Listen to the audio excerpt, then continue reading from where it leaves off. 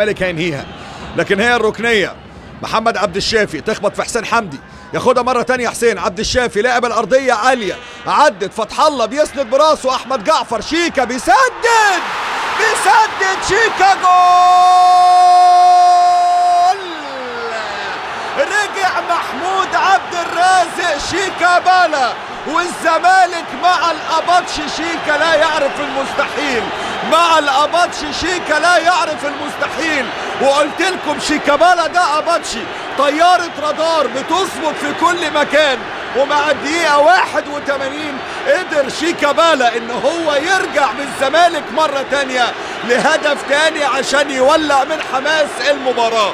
اهي عبد الشافي وفتح الله هنا بقى فكر ولعب الكورة عند احمد جعفر. الرادار اشتغل مع شيكا، وبالتأكيد الزمالك يرجع للمباراة من بعيد. وادي هنا الكورة، فتح الله سند وجعفر عدل وشيكا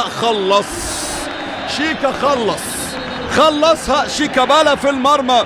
والهدف الثاني المعلم الصغير شيكا هو اللي بيفرح المعلم الكبير حسن شحاتة.